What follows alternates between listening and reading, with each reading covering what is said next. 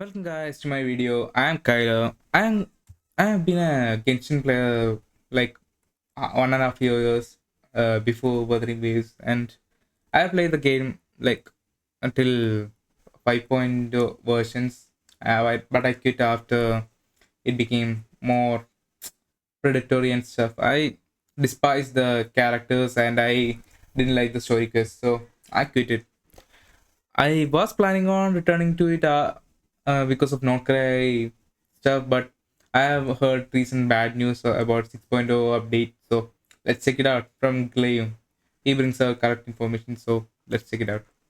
Every long-running live service game eventually reaches a crossroads, a point usually a few years in where it must do more than just simply add content. It has to reinvent itself to fight off stagnation and convince its oldest players that the journey is still worth taking. For Genshin Impact, that moment arrived with its 5th anniversary and the live stream for version 6.0. The Yeah, presentation was non-cry arguably the has been most hyped up so significant much. in the game's history, and when it was over, the community was left completely and perfectly divided. On one side, you had an explosion of hype. Players and creators were calling it the best update ever, an unbelievable package of free rewards, game-changing new features, and fixes to problems that have existed for years. On the other though, there Yeah, was a they are trying to fix it.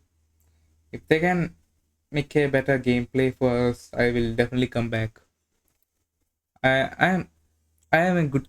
If there's a good clean gameplay, I will definitely come back. Or if they improve the story, because like that of Fontaine level, then I will definitely come back. I really love Fontaine versions.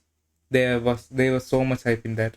deep-seated anger, a narrative that this was the greediest, most disrespectful push for monetization the game had ever Yeah, seen. this one is crazy. Like, man, what were they thinking doing this?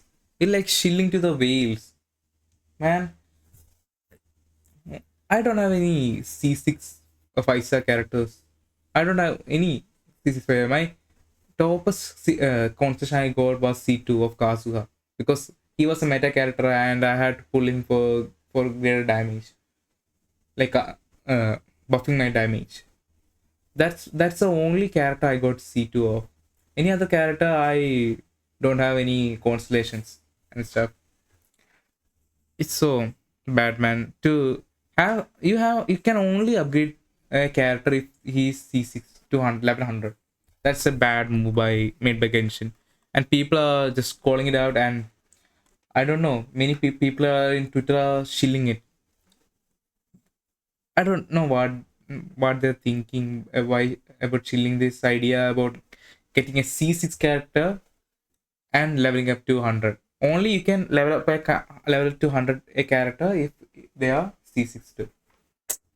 I don't know what they're thinking. Push for monetization the game had ever seen. But when you Yeah, actually listen to their points, they're not that far off either. So now it is important to state upfront that this to be is rare for a wait. resemblance. Respectful push for monetization the game had ever seen. But when you actually listen to their points, they're not that far off either. So now it is important to state upfront that while the criticism has been loud, it doesn't mean the entire update was a failure. The goal here is to be as fair as possible, looking at both the genuinely good and deeply questionable parts of this announcement. It is rare for a reception to be this polarized. Usually there's a general consensus with some minor disagreements. This was different, a fundamental split in how two halves of the same community saw the future of the game. So today we're going to dissect this update. We will look at the generosity, the controversial fine print, and the conflicting messages that complicated everything. We're going to try and understand how a single update can be seen as both a landmark achievement and a profound misstep at the same time. Starting with the part everyone seemed to agree on, the calculated overture of goodwill that kicked the whole thing off. For years, the Genshin anniversary has been a running joke. Players expected disappointment, and they were rarely disappointed in that expectation. Version 6.0 was a stark, intentional break from that tradition, I feel like, because this felt less like a gift and more like a direct response to years of player feedback, even though not all of that feedback is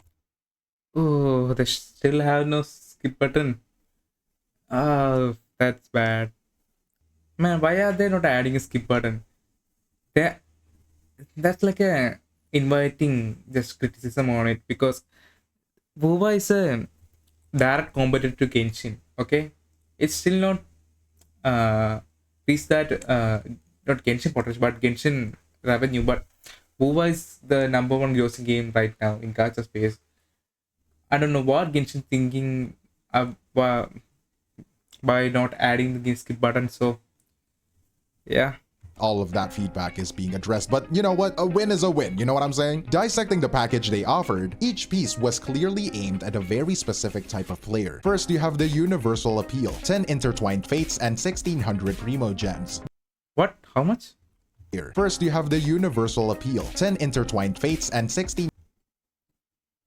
Uh, that's not that much. 1600 primo gems. This is the baseline, the standard offering they have struggled to meet in the past. And this time it was the appetizer, and then they targeted mid-game players with free 5-star selector from the standard Okay, banner. This is that's an incredibly smart move for the players who has been stuck That's for a 2 years without a good Mona move. for their Morgana team maybe, or a Jean for their Sunfire team. Yeah.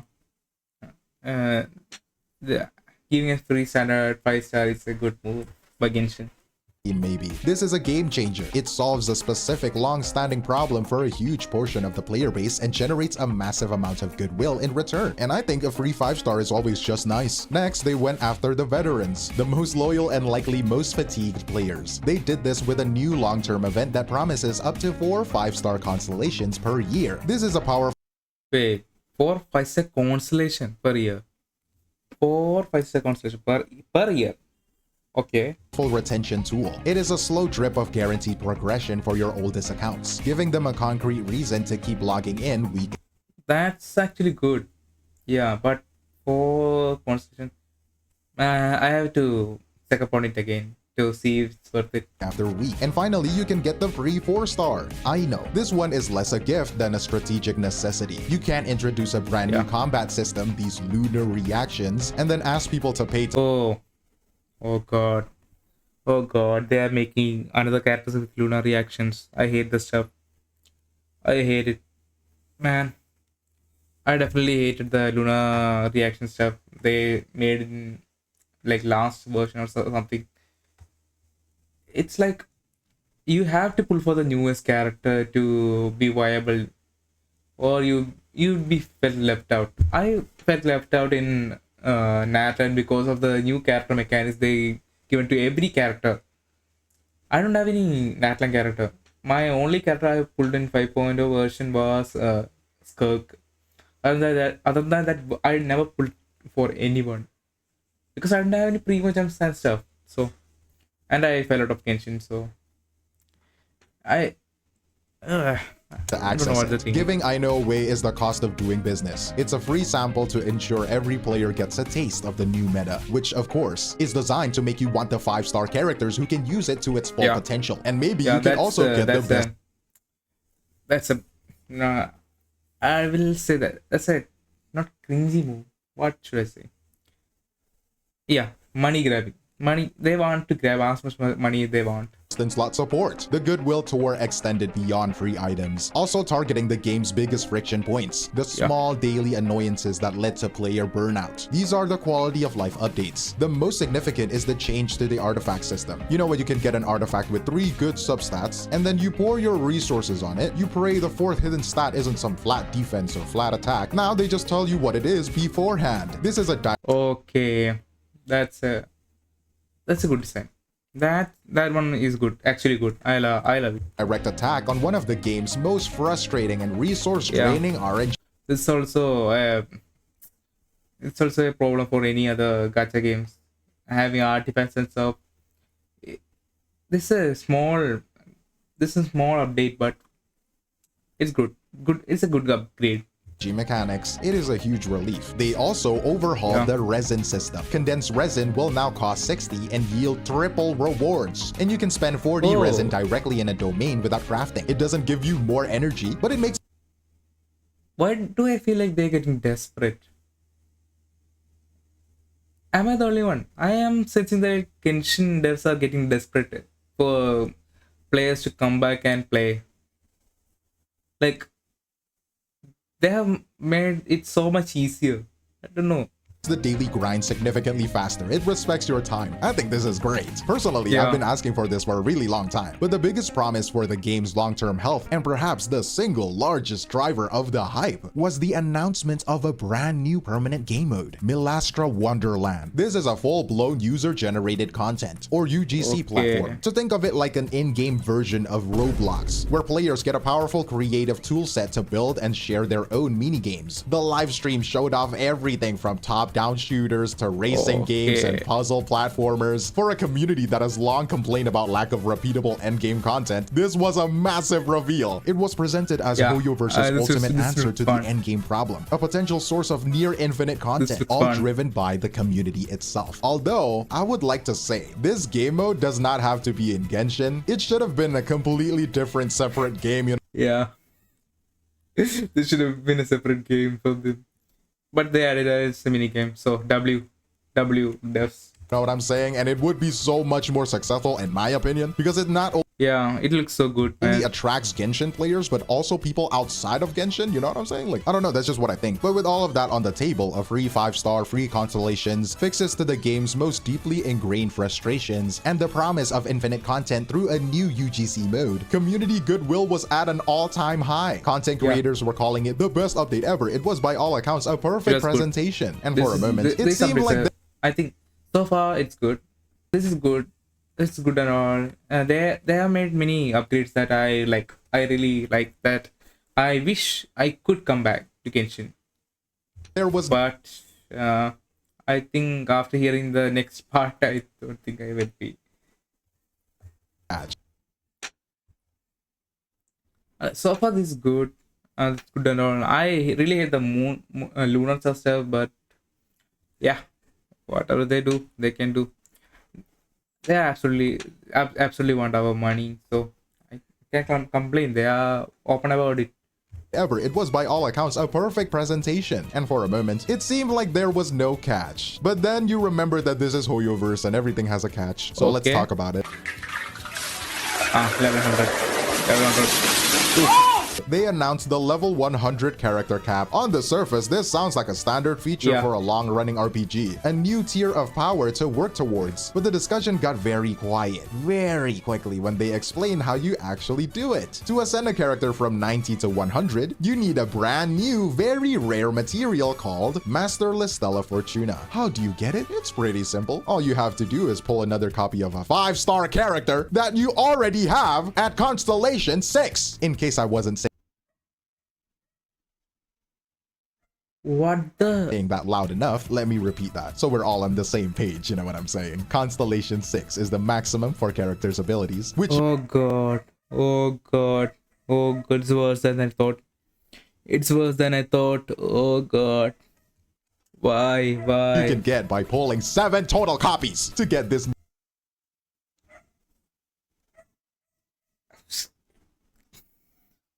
My words are not coming out of my mouth.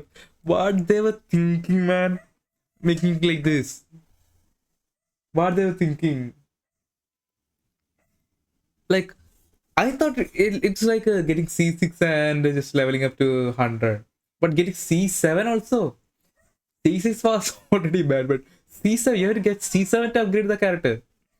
Like any character. Man, for bad day for F2P. Whales are so very happy, but as an F2P player for myself, I do not like this. I've always hated the feeling of being left out. So Genshin is doing it again, like in Natlan, but even more. They have done the exploration power creep, lunar self power creep, and again with the C and the level 100 power creep. Like, you cannot upgrade a character to level 100 without getting C6 and C7 to concentration of a 5-star. Oh god. New material, you need to pull an 8th copy, or a 9th, or a 10th. This is, for all intents and purposes, a C7 requirement. And that is only to level 95, by the way. Wait. What? Not even 100, level 95. Because to get it to level 100, you need to pull another one. So it's a C8. Oh god. Oh god. As many pointed out, man, I am getting But I'm feeling something I cannot express, man. This makes the feature exclusive to two types of people, hyper whales and the exceptionally unlucky players who have lost their 50/50s to the same standard banner characters 7 or 8 Yeah. times. This is where the conversation shifts. If I don't know any F2P that has C6. They can have F2P F2 account that has C6 because they only pull for one character, but that's even so rare. There's no F2P that does C6.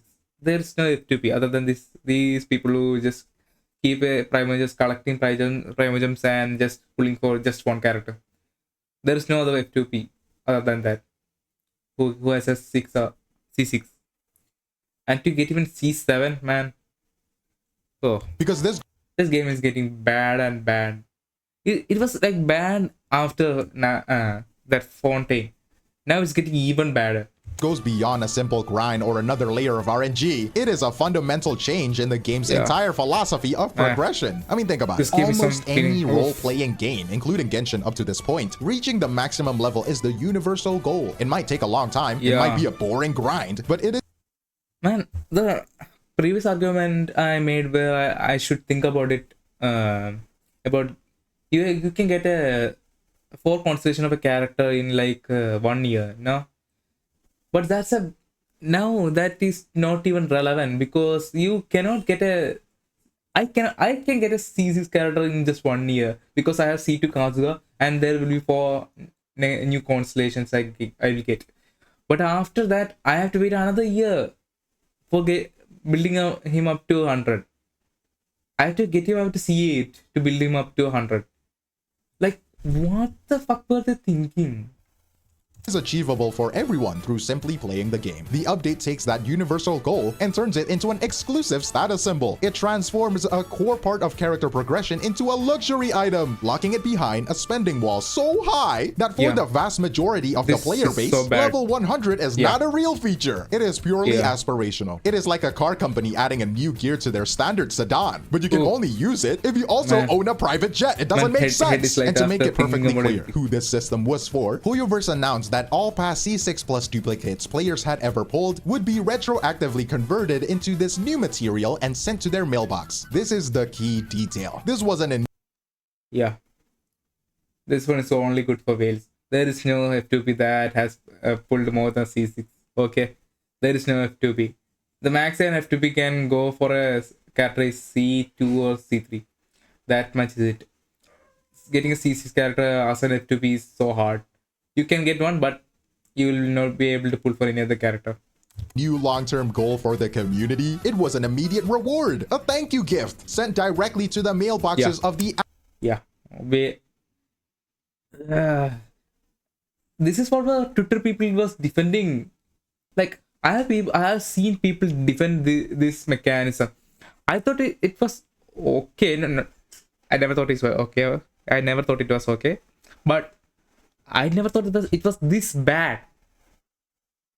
And I have seen many people defend this, saying that this is a okay method and stuff. What are the people thinking? Like, seriously. Absolute highest spenders in the game's 5-year history. I wonder how many of them lost a bet to cheat on, you know what I'm saying? The introduction of this system was more of a statement than a feature, a line drawn in the sand, and it immediately forced the entire player base to ask a very simple question: who is this game actually for? As it turns out, the answer depends entirely on where you were looking. The moment the live stream ended, the community didn't just split, it fractured into completely different...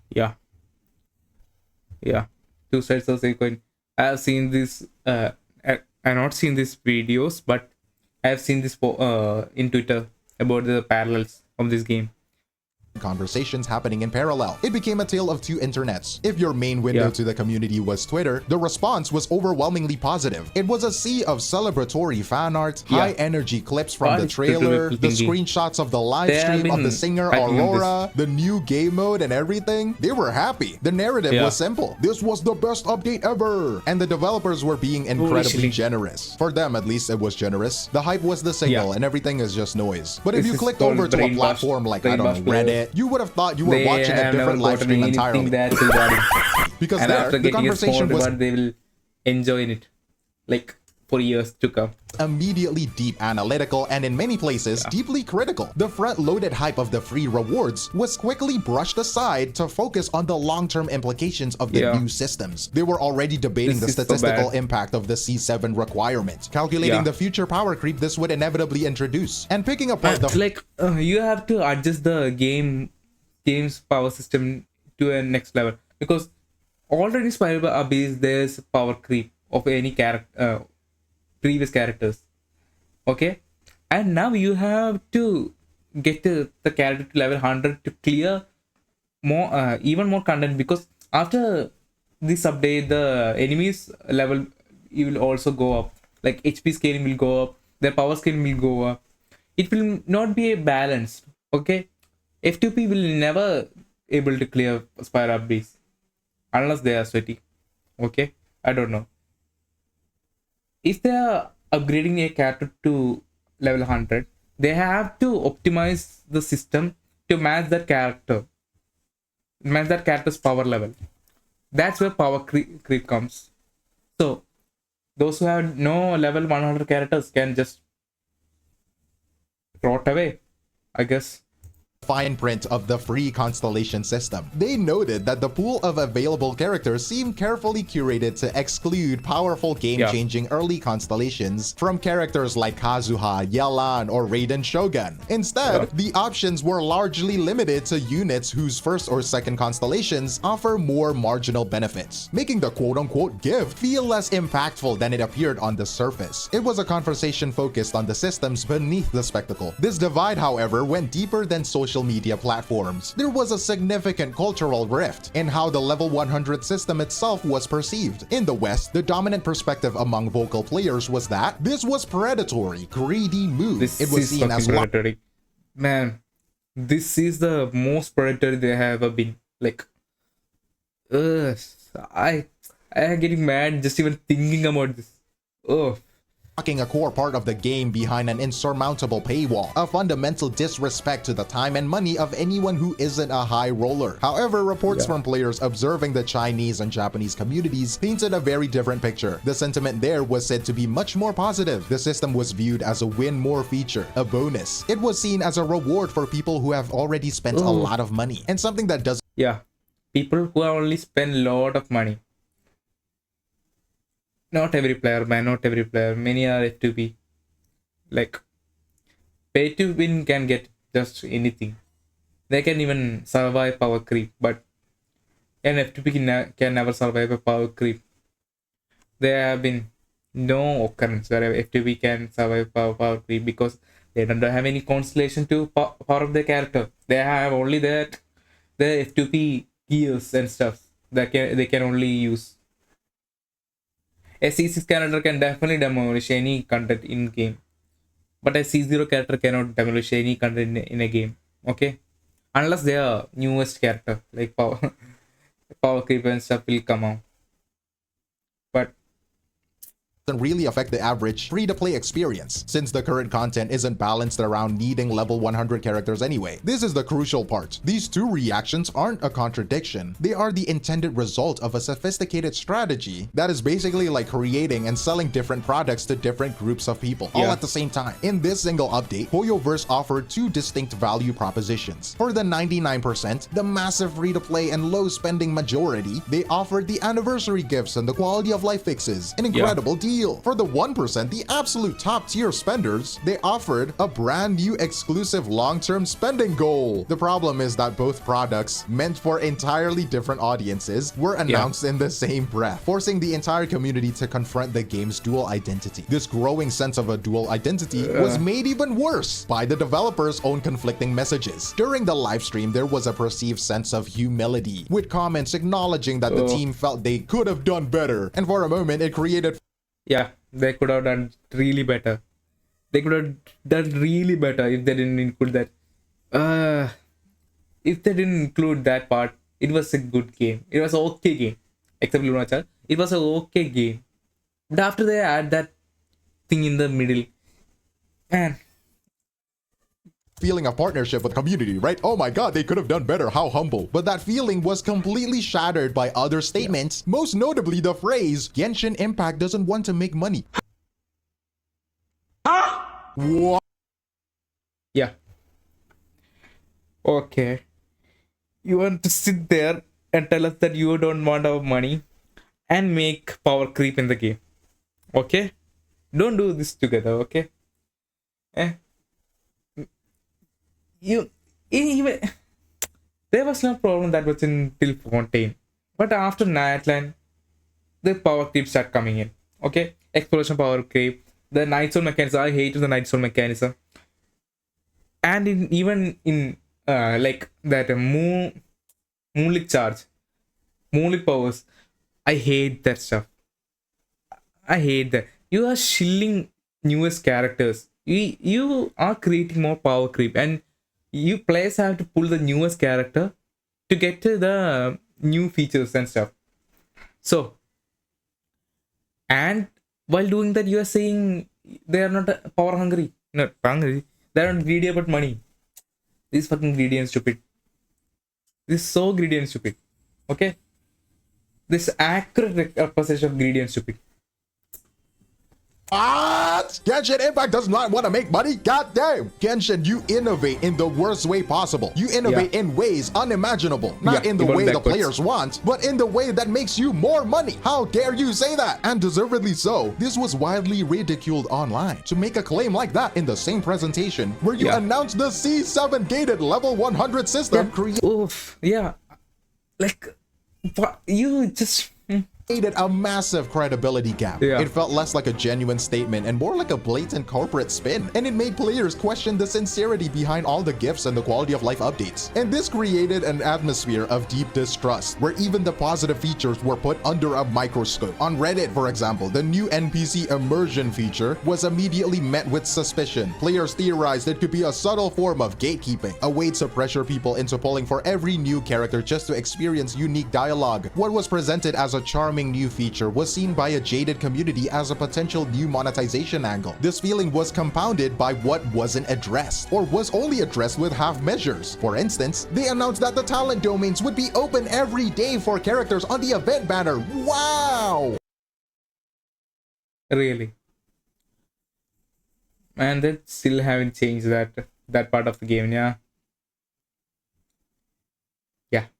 But this only lasts for 1 week! The existence of this feature proved that the developers could have removed the frustrating daily rotation permanently for everyone, but they actively chose not to. Yeah. No, I don't think I will. It fostered a narrative that they were only willing to fix surface level friction with temporary solutions, while core frustrations like the complete lack of dialogue skip function remained untouched. This created a profound sense of dissonance when they also announced their goal for the game to last another 10 years and even 20 years, asking for a long-term faith from the community. They were actively giving reasons to distrust them. But you know, but anyways, where does this all leave us? The key to understanding version 6.0 is realizing that it isn't one thing. It is not simply good or bad. It is simultaneously the most insane best ever update Genshin Impact has ever had, and also the one that introduced its most exclusive and predatory monetization mechanic. It is an update that successfully addresses years of complaints about the daily grind and the lackluster rewards, while at the same time making a much higher wall between the game's highest spenders and everyone else. It is important to understand that this isn't a contradiction. It is a business model. Hoyoverse isn't trying to save a failing game. They are restructuring a massively successful one for a long-term viability. They are doing this by creating two distinct parallel experiences. For the vast majority of the player base, the game is becoming a more rewarding and accessible journey. For that top percentile of players, it is becoming a new, nearly limitless spending path with an exclusive prize at the end. This update absolutely lays the groundwork for the next several years of content. The soft reboot of exploration and not cry, the potential of the user-generated content mode, these are huge foundational changes that will keep the game relevant. However, the central conflict, the one between its welcoming free-to-play friendly gestures and its incredibly exclusive whale-focused systems, is now a permanent baked-in feature of the game's identity. But I am curious to hear where you land on this. Let me know your thoughts below. Thanks for watching, and that is all from me, Glaive Geo, and I will see you in the next one. Cheers. Yeah. Nice video by Glaive. Thank you for the video. I now understood what is going on. I did say the accurate representation of this is cutting off our arm and giving us chocolate so we don't cry. Yeah, that's an accurate description. Like, you are telling us to pull the characters, the newest characters, or you're telling us to pull a character to C7, and so that you can upgrade to level 95, not even level 100. You have to pull C8 to get level 100. I I can fathom what what they're thinking. This game will not even run for the 10 years. I can say that. Only Wales has good things out of it. Okay, FTP will get something, rewards and stuff, but after this update, like power creep kill will come out. Like I said, if level 100 characters are in their game, they have to update the difficulty of the end games to that level 100. Then only they can correctly optimize the system. But FTP can never level 100 a character, so they cannot clear any content. Okay, that's my thought on the video. Comment down below if you like the new Genshin update or not. If you like it, I don't know what you are thinking. If you dislike it, okay, but dislike it for the correct reasons, not discorrect. Okay, incorrect, discorrect. Okay, my English is failing. Okay, bye.